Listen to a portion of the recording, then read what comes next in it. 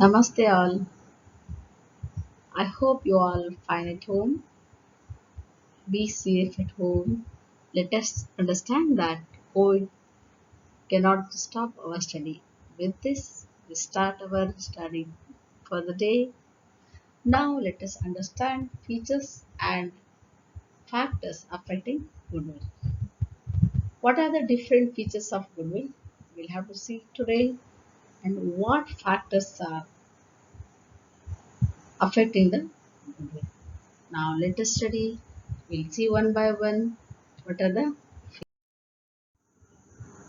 Now let us understand features of goodwill one by one. Goodwill is an intangible asset. Intangible asset means invisible. Even though goodwill is invisible, but it is not a fictitious asset. Goodwill cannot be seen, cannot be touched, but it can be experienced very much. The existence can be seen due to the positive growth of the business. It gives a good name, goodwill gives good name, fame, reputation to the business. And when we are comparing the normal industry with a reputed industry, the value, what return they are getting is more than the normal industry. So that's why what we can say is, even though goodwill is intangible asset, it is very important for the business. Anyhow, goodwill is an intangible asset. Intangible means the asset which cannot be seen, but its presence is very much can be experienced. Okay, now next point what we can discuss here is it cannot be separated from the business. Goodwill cannot be separated from the business. If it is separated, it does not have any value, and therefore it cannot be sold like any other identifiable and separable asset. Other assets can be sold without the business. Furniture of the business can be sold. Even building part of the building of the business can be sold. The machineries can be sold, or some other assets which are fixed asset or tangible assets can be sold. But the goodwill without the business cannot be sold. That is here. If it is to be sold, there must be a sale of business. Okay. Now next we'll see the valuation of goodwill has no relation to amount invested and the cost incurred. When we are valuing the goodwill, we no need to see the investment made by the proprietor or the shareholders or the partners, whatever the kind of business it may be. So, whatever investment you make, but it doesn't contribute for the good value or goodwill, and what cost you are incurring, that also doesn't help here. So, whatever you invest, only because of the hard work, efficiency, reliability, creation of trust in the laborers, all these contribute for the good name or goodwill of the business. Then next is valuation of goodwill is subjective. Subjective means so depends on the subject. We can say it is in what in English we can say subject object, like this we do. Subject usually the maybe we can understand here the person. Yes, subject means it's a person here. Subjective means depends on the person who values it. Valuation of goodwill is subjective means the valuation of goodwill is based on the person who values it. Because valuation, all the human beings or the persons, they are not same. Their capacity, their valuation, their perception, education qualification, so many differences we find. Based on their background, they value the goodwill. That's why we cannot find uniformity in the valuation of goodwill. Depends on the person or personality, the value differs. That's why it is called subjective. So always it is highly dependent on the judgment of the valuer who value it. Based on the judgment, the goodwill valuation can be made. Okay, next is goodwill is subject to fluctuation. See, the value of goodwill may fluctuate widely according to the internal and external factors of the business. So, what internal factors are there? Internal factors means management, employees, machineries, working atmosphere, what all this? These are all called internal factors. Then external factors means suppliers, banking finances, then government policies, competitors, then competitors strategy. These are all called externals.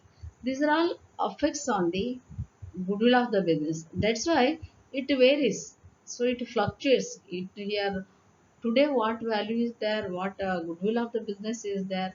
Tomorrow the same value cannot be expected because there is a lot of fluctuation in the internal as well as external environment of the business.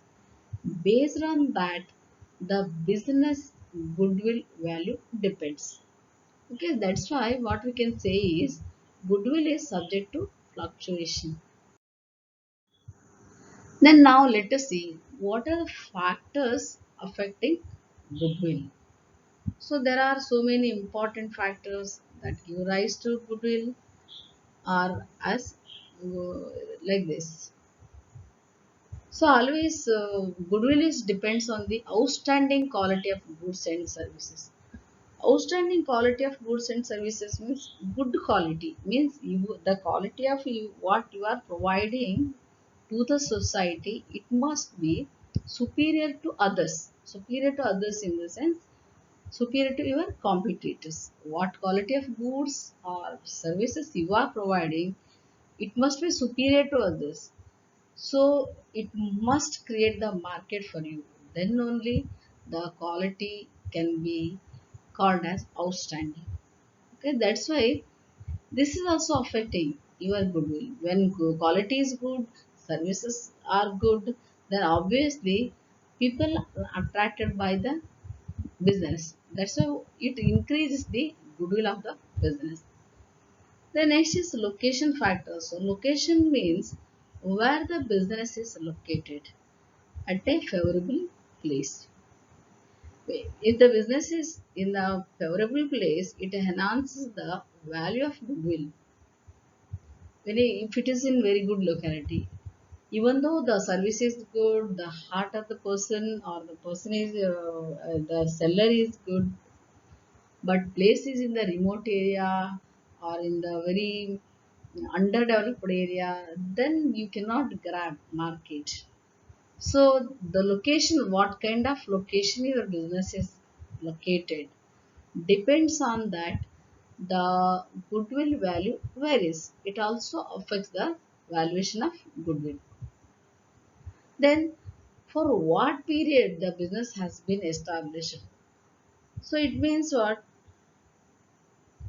What is whether it is a long-term business, where the if the business is established for a long time, for a long period of time, it also works for the here. It also contributes for the goodwill.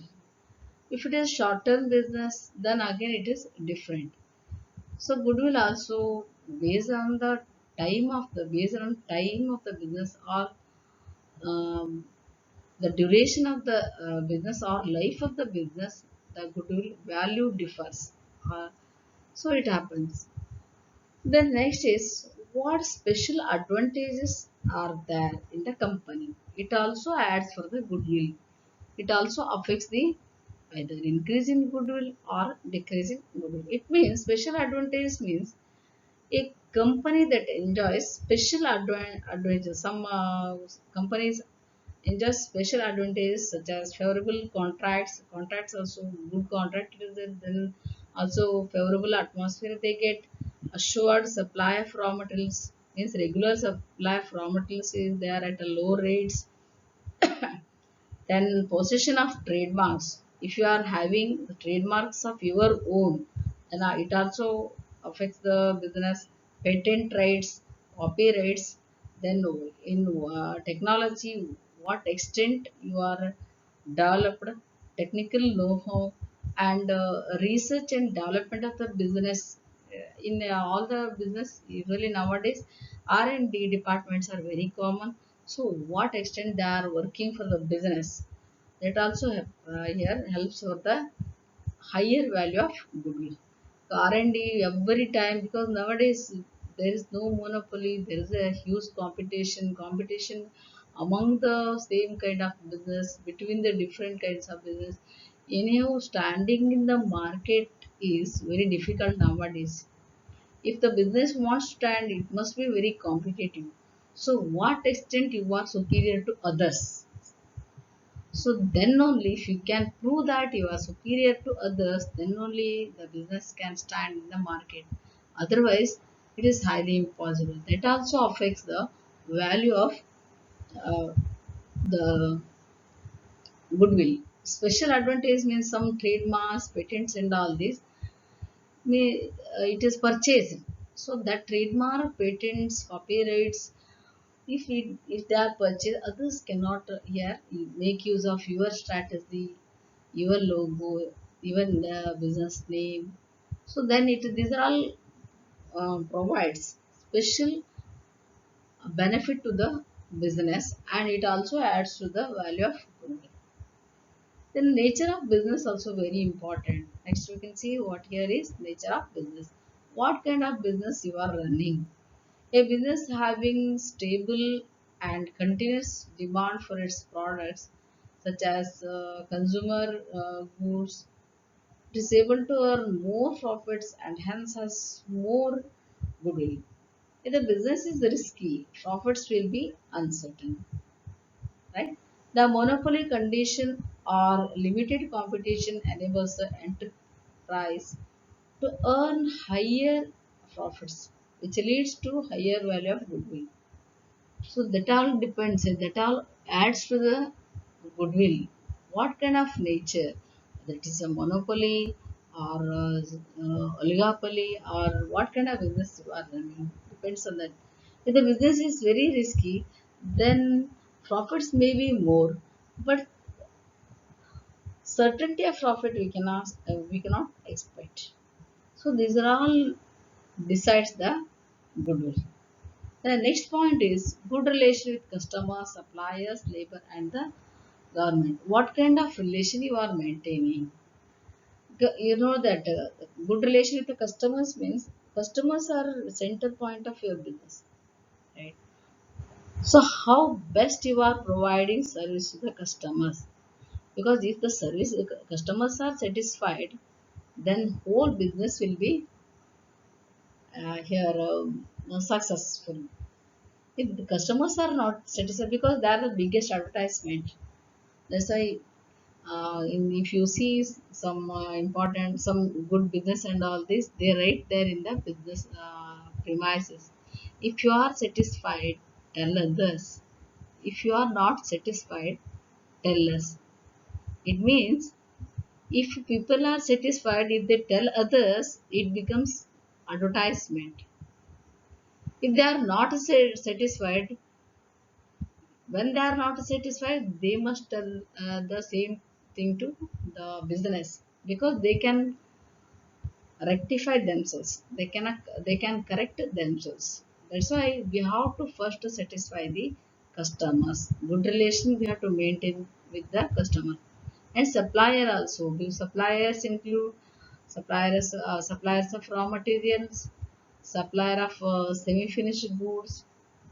So they are here, should have very good relation with them, because we are to be provided all raw materials and semi-finished goods at in time. Otherwise, the business has to face the idle time. That also here adds for the cost. That's why we have to keep happy, or we have to maintain best relation with the suppliers, and labor also very important. Labors, if the workers are here, if the workers work, then only the success will be there. If the workers do not work, then we cannot imagine the life of the business. So human resource or laborers, they contribute the greatest to the business. That's why they are to be kept happy, giving good salary, good atmosphere, training, and sometimes the rewards, awards. So many facilities they are to be provided, LIC and all these. They are to be given some assurance, and they are to be given some security. If they are happy, if they are contented, they will work for the business. Then government, so many government policies, very often they make the policies, they change the policies, and always we must pay our tax at in time. So we have to follow the rules and regulations of the government. The business should not violate the rules and all this. Then government does not interfere in our business. So we have to keep happy the government also. We have to maintain good relation with the government also. Then obviously, if all the parties are happy or satisfied, then obviously it adds to the goodwill of the business. Then next is efficiency of management. Efficiency of management means a firm having efficient management enjoys advantages of high productivity. High productivity means highest product contribution. Here huge production we can say, and cost of efficiency, and it leads to higher profits, which in turn increase the value of goodwill. It means efficiency management means the what kind of management is there, how best they reduce the cost of the product. If the cost of the product is reduced, then obviously high profit can be expected. What extent the management is efficient depends on that also the goodwill will be valued or it is affected. Goodwill is affected. The next point is capital required. For any business you take, maybe sole trading concern, maybe partnership business, or maybe joint stock company or joint venture or any Hindu and family, HUF, anything you take, or all the businesses, there is a need of capital. For example, if two businesses have same rate of profit, the business which requires lesser amount of capital tends to enjoy more goodwill. The same businesses are run by two businesses. The business which is having lesser amount of capital, it enjoys more goodwill. In which business less amount is invested, they here can enjoy more goodwill. Because here when with the less capital investment, if more productivity or more profit can be raised or generated or earned, then it means it shows the efficiency of the business. So what kind of thing you have to decide what here capital is required, so huge amount or middle level or lowest level of capital. So depending, and then here investment on the capital also adds to the value of goodwill. It also affects the goodwill valuation. Okay. Now let us conclude for the day, and other things will continue in the next video. Thank you. Thank you.